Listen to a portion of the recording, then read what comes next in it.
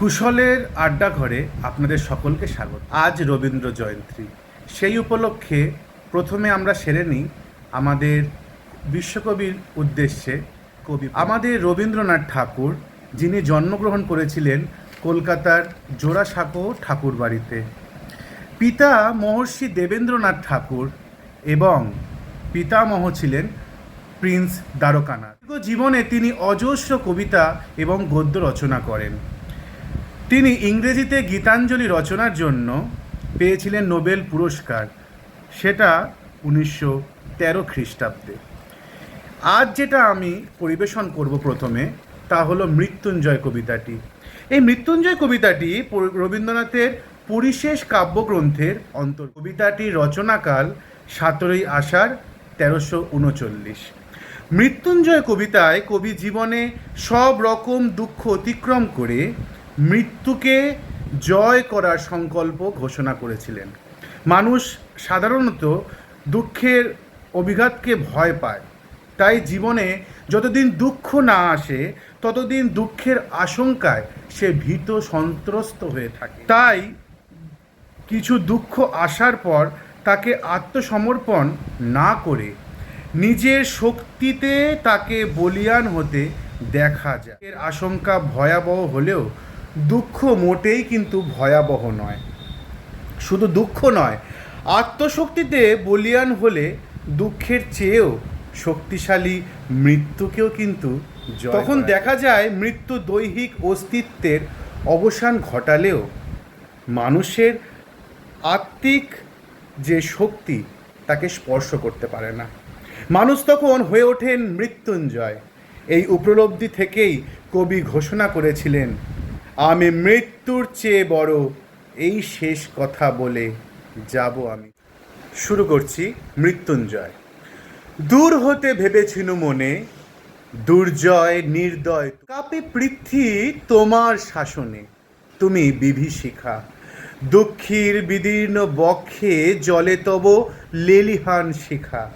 দক্ষিণ হাতের শেল উঠেছে ঝড়ের মেঘপানে, সেটা হতে বজ্র টেনে আনে। ভয়ে ভয়ে এসেছিনু দুরু দুরু বুকে তোমার সম্মুখে, তোমার ভ্রুকুটি ভঙ্গে তরঙ্গিল আসন্ন উৎপাত, নামিল আঘাত। পাজর উঠিল কেঁপে, বক্ষে হাত চেপে শুধালেন, আরও কিছু আছে নাকি, আছে বাকি, শেষ বজ্রপাত, নামিল আঘাত। এইমাত্র, আর কিছু নয়। ভেঙে গেল ভয়, যখন উদ্যত ছিল তোমার অশনি, তোমারে আমার চেয়ে বড় বলে নিয়েছিল গনি। তোমার আঘাত সাথে নেমে এলে তুমি, যেথা মোর আপনার। ছোট হয়ে গেছো আজ, আমার টুটিল সব লাজ। যত বড় হও তুমি তো মৃত্যুর চেয়ে বড় নও, আমি মৃত্যুর চেয়ে বড়, এই শেষ কথা বলে যাব আমি চলে। নমস্কার। এবার শুরু করছি পরের উপস্থাপন সওগাত। পুজোর পরব আসছে, ভাণ্ডার নানা সামগ্রীতে ভরা, কত বেনারসি কাপড়, কত সোনার অলংকার, আর ভাণ্ড ভরে ক্ষীর দই, পাত্র ভরে মিষ্টান্ন। মা সওগাত পাঠাচ্ছেন। বড় ছেলে বিদেশে রাজ সরকারে কাজ করে, মেজ ছেলে সওদাগর, ঘরে থাকে না সে। আর কয়টি ছেলে ভাইয়ে ভাইয়ে ঝগড়া করে পৃথক পৃথক বাড়ি করেছেন তারা। কুটুম্বরা আছে দেশে বিদেশে নানা জায়গায় ছড়িয়ে। কোলের ছেলেটি সদর দরজায় দাঁড়িয়ে সারাদিন ধরে খালি দেখে চলেছে ভারে ভারে সওগাত যাচ্ছে। সারে সারে দাস দাসী থালাগুলি রং বেরঙের রুমালে ঢাকা। দিন ফুরলো, সওগাত সব চলে গেল।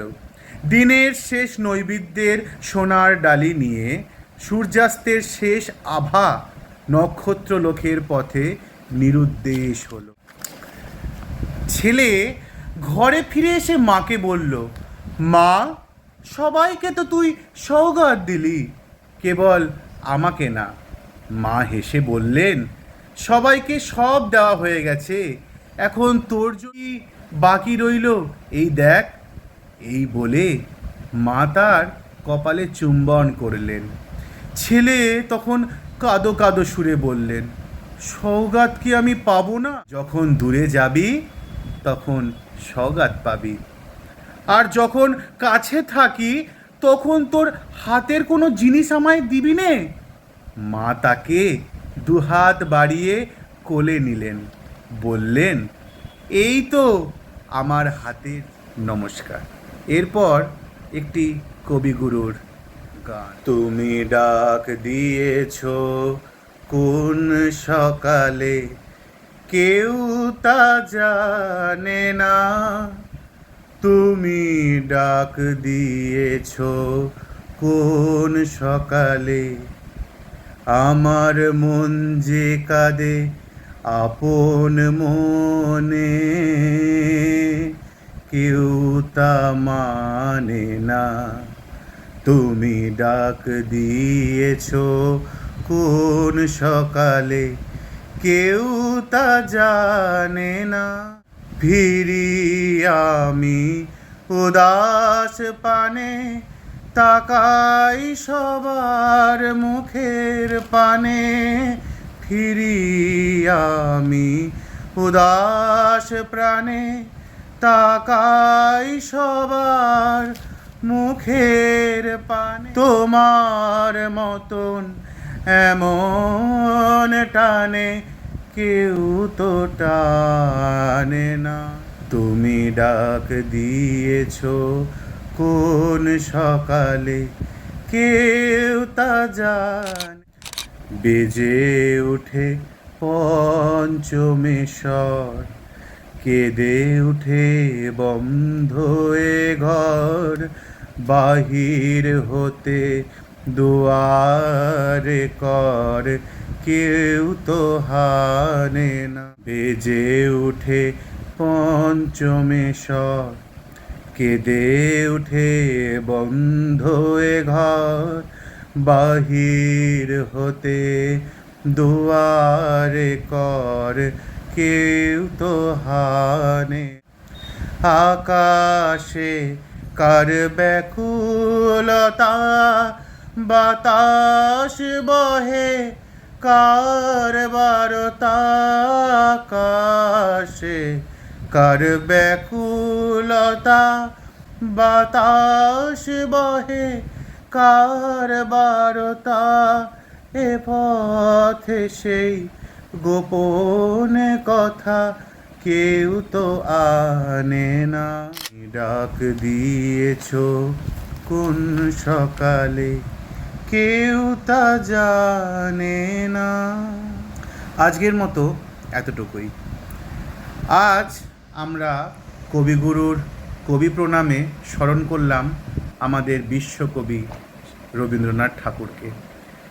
আর আপনাদের হয়তো মনে আছে, আমরা অনেকেই ছোটোবেলায় আমাদের এই বাংলা সহায়ক পাঠ এই বইটি থেকে পশ্চিমবঙ্গ মধ্য শিক্ষা পর্ষদের দেখুন লেখা আছে, সেই বইটি আমরা ছোটোবেলায় অনেকেই পড়েছি, পাঠ্যপুস্তকও বটে। তো এই মৃত্যুঞ্জয় এবং সওগাত এই দুটো এই বই থেকেই আমি পাঠ করলাম, তো কবিগুরুর লেখা। এবং এই বইটিতে কবিগুরুর এই গদ্য এবং পদ্য ছাড়াও আরও কিছু পাবেন। ছোটোবেলার কিছু স্মৃতি আবার ফিরে এলো আমার এই পাঠ্য বইয়ে। আজকে আমি এটা হাতে পেয়ে ভেবেছিলাম সকালেই যে আপনাদের এটা পরিবেশন করে দেখবো যে কেমন পারছি। আসলে তো কিছুই পারি না, যতটুকু পারার চেষ্টা।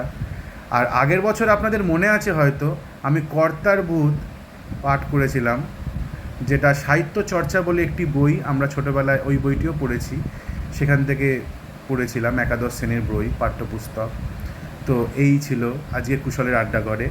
আড্ডাঘর কেমন লাগলো জানাবেন অবশ্যই আপনাদের কমেন্টের মাধ্যমে, এবং পাশে থাকবেন আড্ডাঘরের, যাতে আরও এরকম নানা উপস্থাপন আনতে পারি। কিছুই তো পারি না, চেষ্টা করি মাত্র। এই সাথে থাকবেন, পাশে থাকবেন কুশলের আড্ডাঘরে। আজকের মতো এতটুকুই। নমস্কার।